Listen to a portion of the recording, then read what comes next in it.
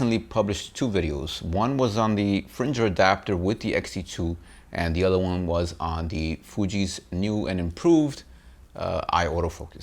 So I want to kind of revisit both topics here. Briefly, we're going to do a little bit on the Fringer. The Fringer is right now on the X-T3 with the Sigma 18-35 lens. And so that's what I'm doing this video with. And so far it's working very well. A Fringer did comment on that video that I made, and they kind of explained, you know, the ideal settings for the Fringer, for the adapter to work at its best. They did, however, acknowledge that, you know, the X-T2 does have certain limitations, so they can only do so much with that, but it should be better with the X-T3.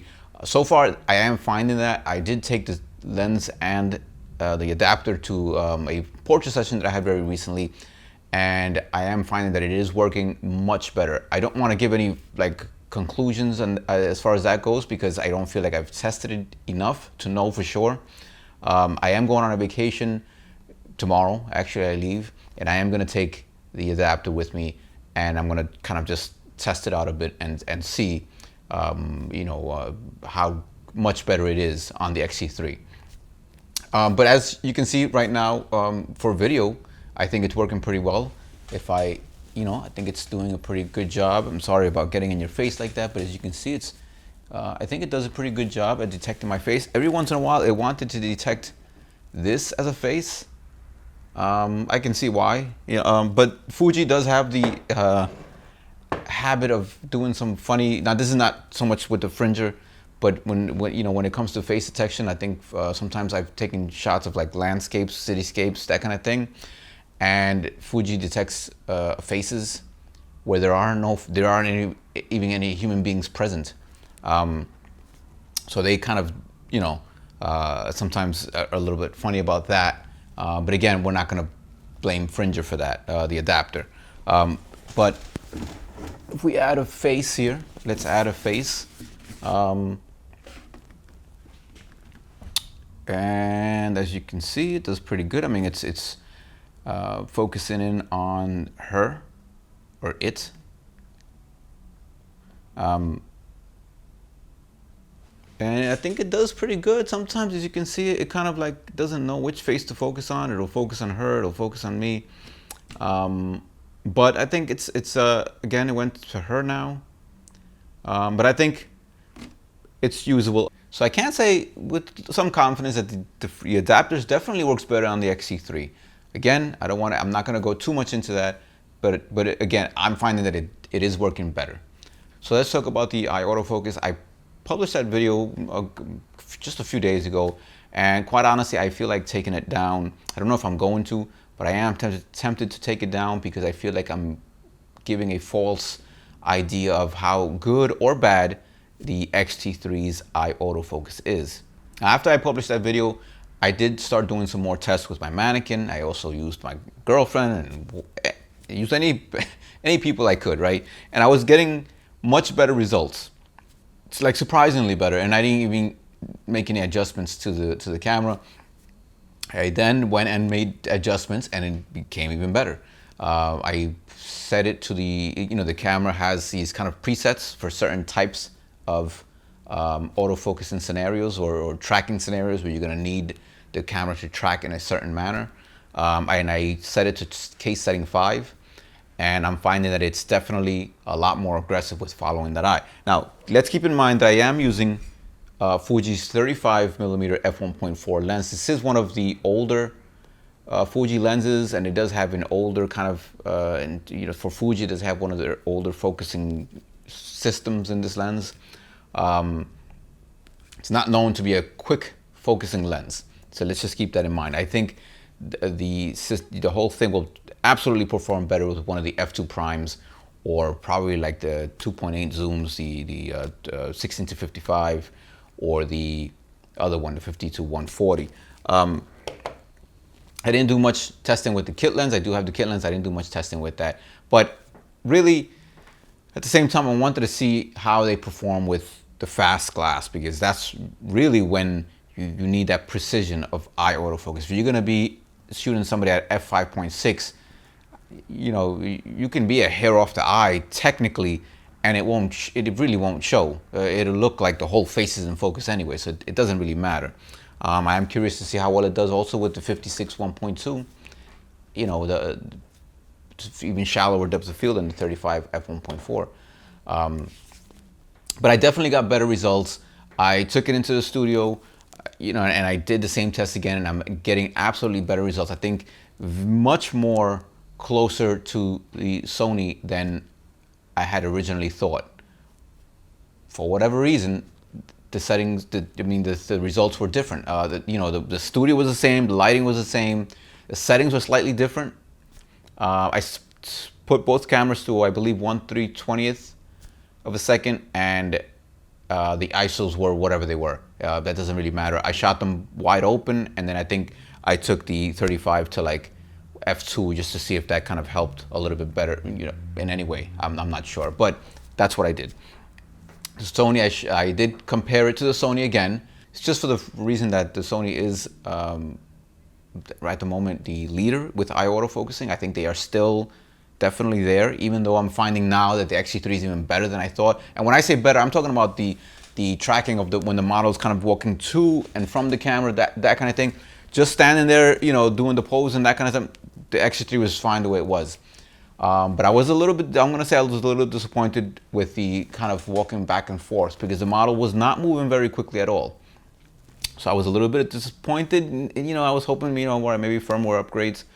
But again, I'm getting much better results now, and on what is considered to be a not so fast lens when it comes to tracking. So let's take a look at what we did and how much better the Fuji did.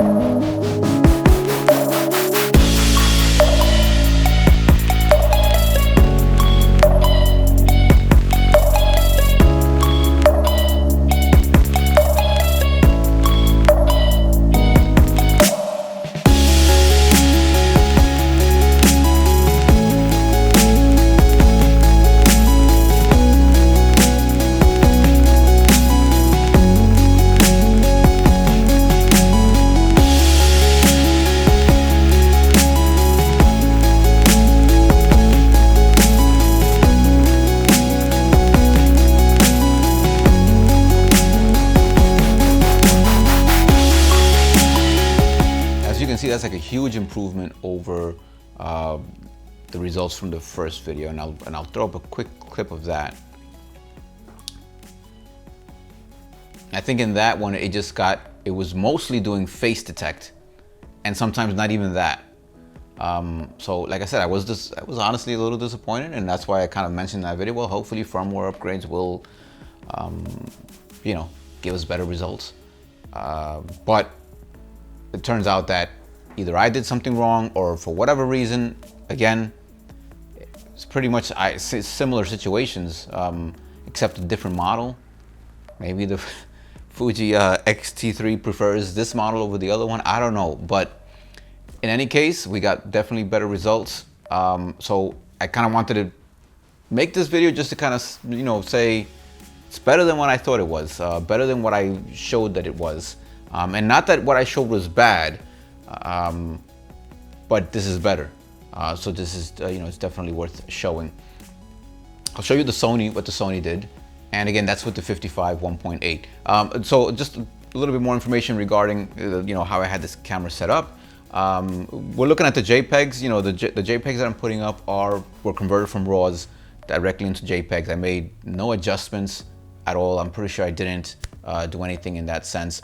You know, whatever adjustments are there are just what Capture One does automatically, if it adds sharpening or any of that. The screen captures of the cameras, The Fuji looks a lot darker. Again, we're not really judging any of that right now, but just to explain, the Fuji looks a lot darker because it is using, I do have the classic chrome film simulation on it. And so that always makes things look very dark, shadowy, and contrasty, and that kind of thing. But again, that's kind of besides the point. They were both set at the same shutter speed, similar ISOs and similar apertures. I shot them both wide open. This is a 1.4 lens, the Sony is a 1.8 lens. So, but I think shutter speed is what was most important, and the fact that they were both properly exposed, so neither camera should have been struggling with, you know, dark or improper exposure. All in all, I think the Fuji is showing that it's pretty close, I think, to the Sony. I think the Sony is still a little bit more precise and quicker, just more consistent. But I don't think the X-T3 is that far behind, really. And again, with Fuji, you're gonna get firmware updates, and I can only imagine it's gonna continue to get better. So far, I'm very impressed with the X-T3, like really impressed with the X-T3 and their much more improved autofocusing system, especially in lower light. The X-T2 did struggle a little bit in lower light for me. So anyways, that's it for this video. Again, just wanted to kind of update a little bit on both. I will be having the new video for the Fringer on the X-T3 probably in another, I would say, week or two. And I do have a review for the X-T3 coming as well, as a bunch of other reviews, thoughts, first impression videos, as I usually do. Thanks for watching. If you're not subscribed, you might want to consider subscribing. If you liked the video, please hit that like button, and I'll see you guys next time.